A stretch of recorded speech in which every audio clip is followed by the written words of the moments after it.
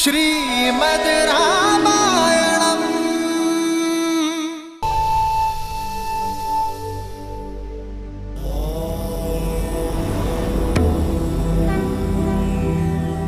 देवी के मुख को देखकर प्रतीत होता है कि मन में कोई शंका है।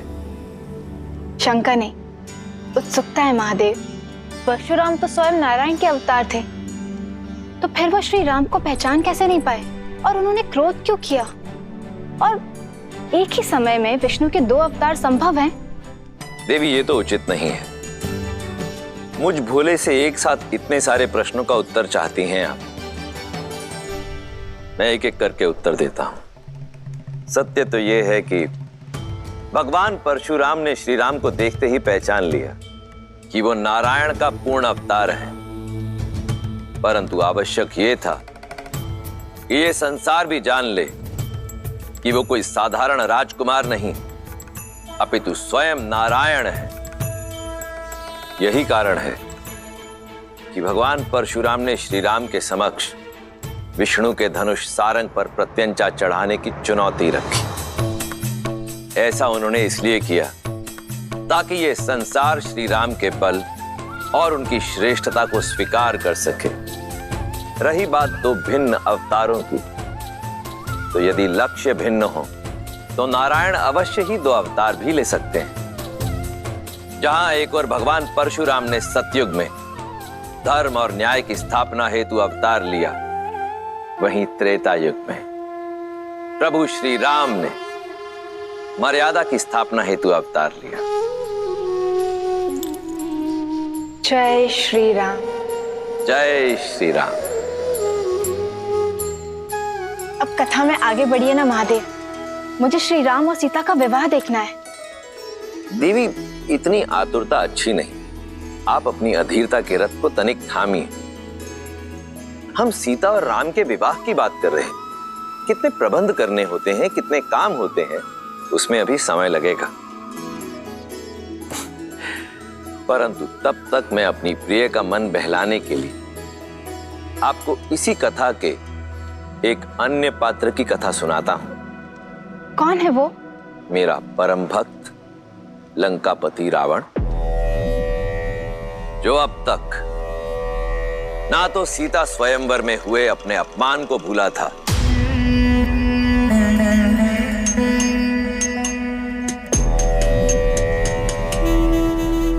और ना ही भूला था देवी सीता के अप्रतिम सौंदर्य को।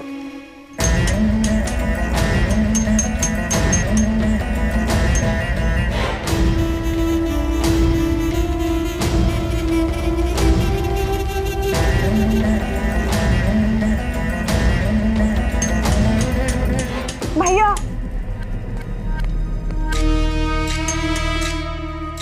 भैया वो विद्युत जीवा।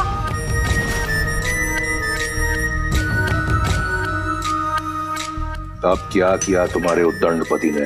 भैया वो कल रात लौट आया।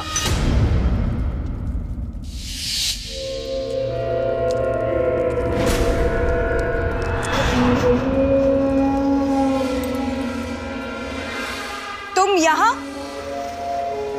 यहाँ क्या कर रहे हो विद्युत जीवा? क्या एक पति को अपनी पत्नी, एक पिता को अपने पुत्र के पास होने का कोई अधिकार नहीं है? जैसे आए हो वैसे ही लौट जाओ विद्युत जीवा, अन्यथा भैया तुम्हारे प्राण ले लेंगे, क्योंकि वो अपना अपमान कभी भी नहीं भूलते। अपमान तो मेरा किया है तुम्हारे भाई ने। क्या अधिक चाहा था मैंने? एक छोटा सा राज्य ना। राज भिक्षा में नहीं मांगे जाते विद्युत जीवा, बल्कि बल और साहस से अर्जित किए जाते हैं, जो तुम में बिल्कुल भी नहीं था। आज की बात करो सुपर्णखा।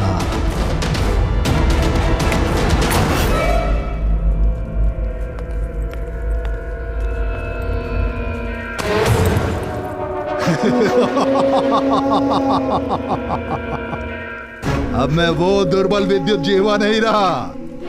अब मेरे पास माया युद्ध का छल भी है और दैत्य काल के का बल भी।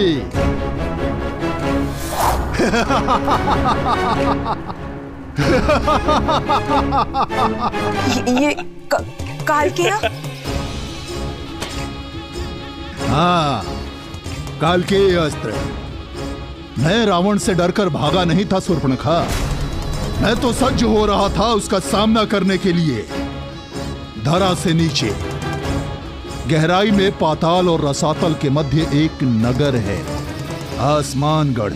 मायावी नगर है वो, जो रक्षित है नीवट कवच दानवों द्वारा, जो माया युद्ध में प्रबल हैं। और अकेला नहीं हूं मैं, रावण के भय से छुपे आसमानगढ़ में मेरे संबंधी दैत्य काल के भी मेरे साथ हैं। कुछ नहीं कर पाएंगे तुम्हारे ये काल के, क्योंकि स्वयं काल मेरे महाशक्तिशाली भाई का दास है। महाशक्तिशाली?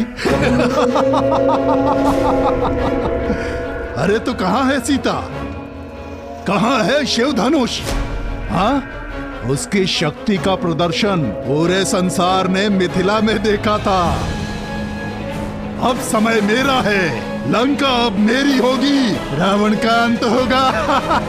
मूर्ख हो तुम, देव असुर यक्ष गंधर्व, कोई भी मेरे भाई को मार नहीं सकता। मार नहीं सकता तो बंदी बना लूंगा, पर रक्तपात से क्या लाभ? अरे जाओ जाओ, जाकर समझाओ अपने भाई को, सिंहासन त्याग कर मुझे सौंप दे, अन्यथा मेरे पास दूसरे मार्ग भी हैं।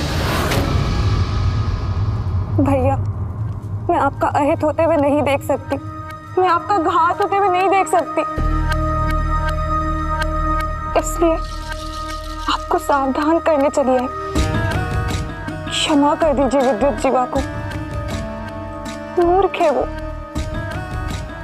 पर मेरा पति है। भैया, आपका ये मौन मुझे भयभीत कर रहा है भैया। अरे बड़ बोला है वो। बड़ बोला, पहली बार सही बोला। सत्य है, मैं लंका के सिंहासन योग्य नहीं। बुलाओ उसे, कहो कि रावण सिंहासन त्याग कर वनवास जाना चाहता है।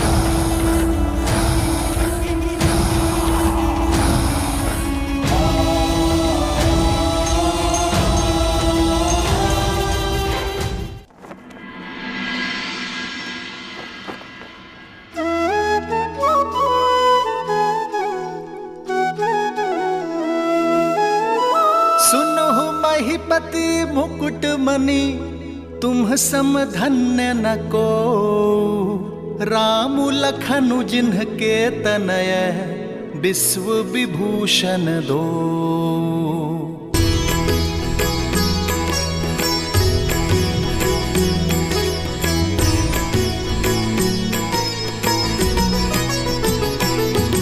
हो पूछन जो गुण तनय तुम्हारे, पुरुष सिंधति हूँ पुर उजियारे।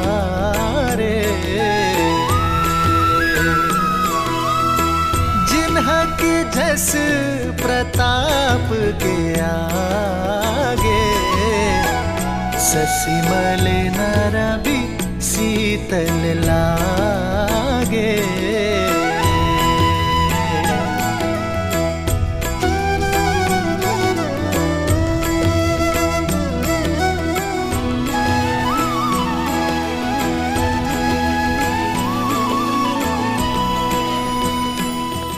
अयोध्या राज की जय हो। महाराज, मिथिला से आपके लिए संदेश है।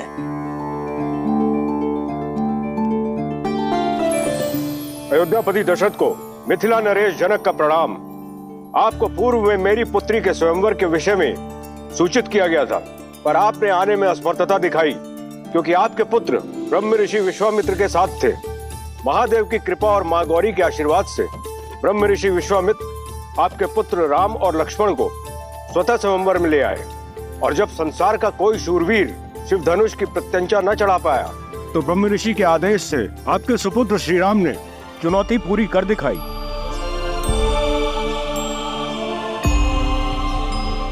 और कुमारी सीता को अयोध्या की वधू बनने का सौभाग्य दिया।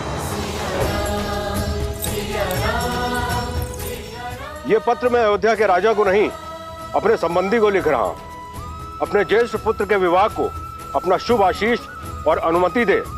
ब्रह्म ऋषि विश्वामित्र का अनुरोध और हम सबकी मनुहार है कि आप अयोध्या के सभी राजकुमारों सहित इस विवाह में सम्मिलित हों।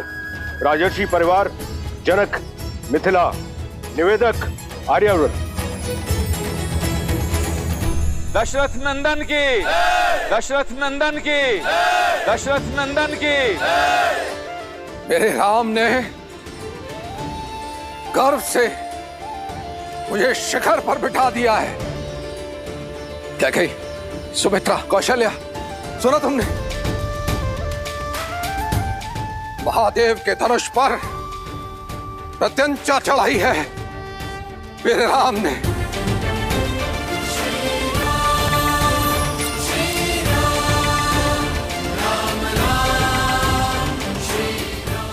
हमारे राम ने ये कार्य यदि कोई कर सकता था तो केवल हमारा राम। कदाचित मैं उसका ये शौर्य देख पाती, भरी सभा में उसे गले लगाकर उसे बधाई दे पाती। दीदी, हमारा राम। सुमित्रा,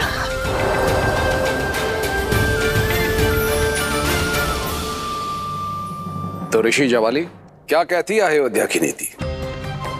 क्या एक पुत्र के विवाह के लिए राजा अपने राज्य को छोड़कर जा सकता है या नहीं? अति शीघ्र महाराज, परंतु उससे पहले एक शिष्टमंडल नव संबंधियों के साथ उपहार समेत भेज देना चाहिए। तो उस शिष्टमंडल को तुरंत प्रस्थान करना चाहिए। जी।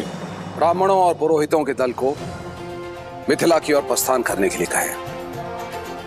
राजा जनक को सूचित किया जाए कि समस्त अयोध्या अपने राम के विवाह की साक्षी बनने के लिए मिथिला आ रही है। समय व्यर्थ ना करें ऋषि जवाली, मेरे राम का विवाह है, विलंब ना हो। जैसी आपकी आज्ञा। महामंत्री सुमंत्र, अयोध्या के सभी रथों को सज्ज कीजिए और उन्हें उपहारों से लाद दीजिए। जो आज्ञा महाराज। देवी कौशल्या, नव विवाहितों के स्वागत के लिए अयोध्या को एक नव वधु की तरह सज्जित कर दीजिए।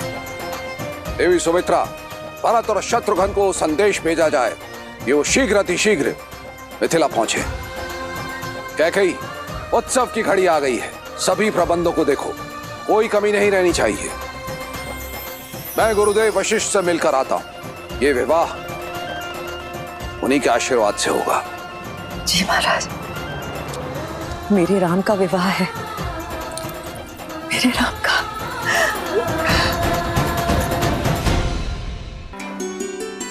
मेरे राम का विवाह होने जा रहा है। मेरे जीवन की सबसे शुभ सूचना है। मंत्रा, मेरी चूड़ामणि कहाँ है? इतने वर्षों से अपनी वधु के लिए संभाल के रखी थी। विवाह तो राम का है कैकेयी, किंतु तुम ऐसे प्रसन्न हो रही हो जैसे कि भरत की वधु घर आ रही है। ऐसे सज्ज हो रही हो जैसे कि राम तुम्हारे वंश को आगे बढ़ाएगा। मां कहकर नहीं पुकारा होता ना, तो अभी इसी क्षण तुम्हारी जीभ काट देती। वो जीभ जो सदैव शुभ अवसर पर विष उगलती है। एक बात कान खोल के सुन लो मंत्रा, विवाह मेरे पुत्र राम का है, मेरे राम का। समझी तुम? जीभ क्या, गर्दन काट दो ना मेरी। सत्य तो नहीं बदलेगा, और तुम जब ठोकर खाओगी ना तब समझोगी। जब राम को जन्म देने वाली मां कौशल्या स्वयं इस विवाह में नहीं जा रही तो रीतियों की बेड़ियों को तोड़कर महाराज दशरथ तुम्हें वहां कैसे ले जा सकते हैं? रीति तो स्त्रियों के युद्ध में जाने की भी नहीं है रघुवंश में। फिर भी वे मुझे लेकर गए ना, क्योंकि वे मुझसे प्रेम करते हैं। उनकी सबसे प्रिय पत्नी हूं मैं, राम की सबसे प्रिय मां। और फिर अगर वहां जाऊंगी तो भरत से भी भेंट कर लूंगी। अब तो मुझे बातों में मत उलझाओ, शीघ्र मेरी चूड़ामणि ढूंढो। मैं आज एक बार फिर से महाराज को चौंका देना चाहती हूँ। आपने सही कहा था गुरुवर। श्राप के भय से मैं अपनी ही संतान के भविष्य के आड़े आ रहा था। देखिए ना, मेरा राम संसार की सर्वश्रेष्ठ कन्या का वर चुना गया है।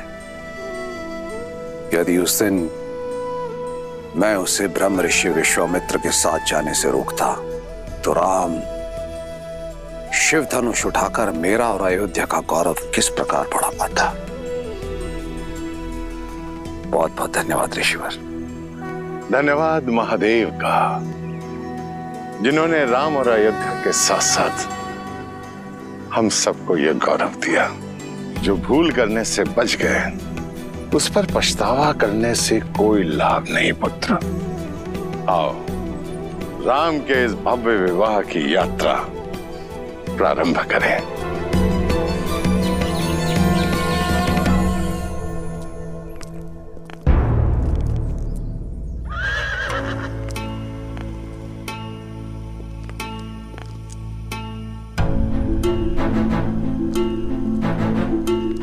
महाराज, इतना विलंब क्यों कर रहे हैं? शीघ्र चलिए, जनक वहां हमारी प्रतीक्षा में है।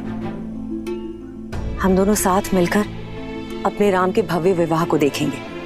आज देखिए कैसे अश्वपति की पुत्री महाराज दशरथ के रथ को वायु के वेग से लेकर जाती है। शीघ्र आइए। कैकेयी, ये समय ठिठोली का नहीं है। मुझे विलंब हो रहा है, नीचे आओ।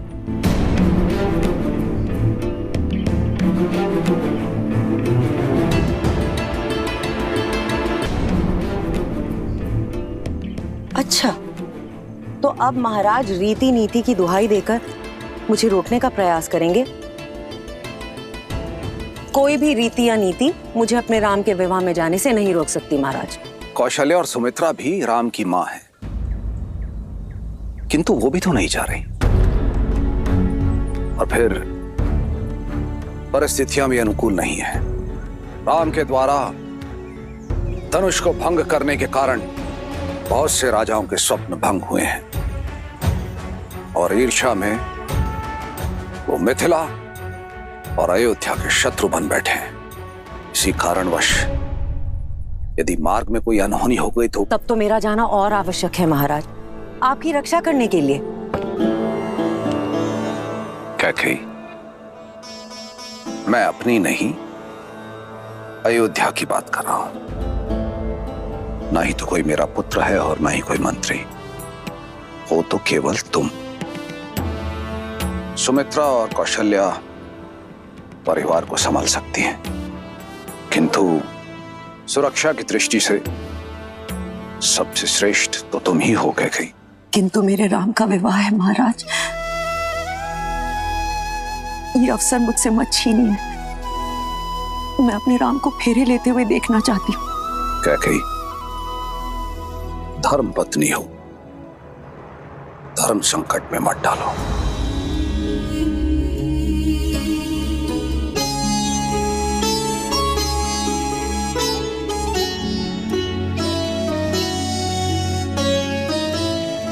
किंतु मैं तुम्हें इस प्रकार भावुक भी नहीं देख सकता।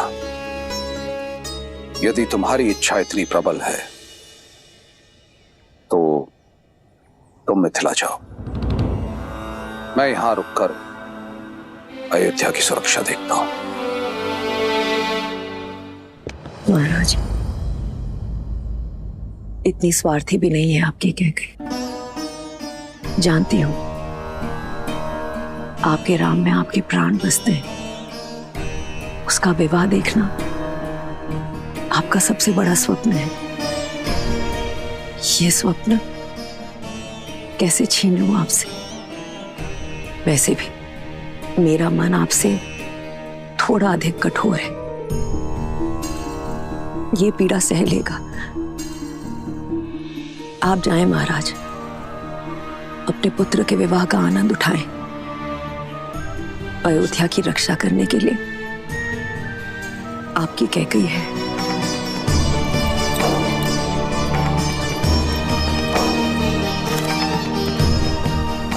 और महाराज, मुझे तो वैसे भी यहां रहकर राम और वधू सीता के स्वागत के प्रबंध करने हैं।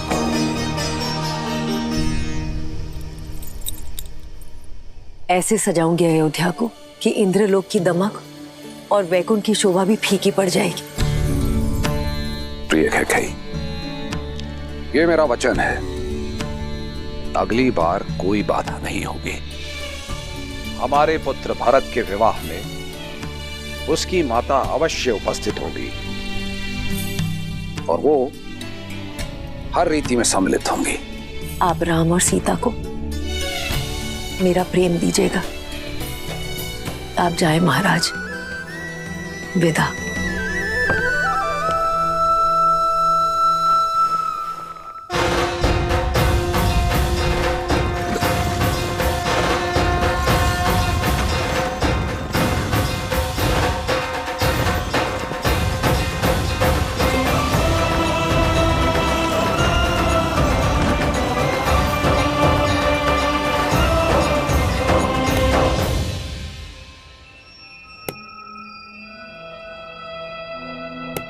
लग गई ठोकर?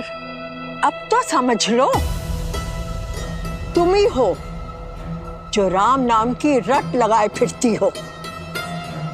अपने पति के युद्ध में रथ में उंगली फंसाए फिरती हो, किंतु तुम ये नहीं जानती कैकई कि महाराज दशरथ के हृदय में केवल उनका ज्येष्ठ पुत्र ही बसता है और वो है राम। उन्हें ना कैकई की चिंता है और ना भरत की। कैकई, मेरे शब्दों को गांठ बांध लो, वो समय दूर नहीं कैकई जब तुम्हें विश्वास हो जाएगा कि अयोध्या में तुम्हारे हित के बारे में केवल मैं सोचती हूं, ना राम और ना महाराज दशरथ।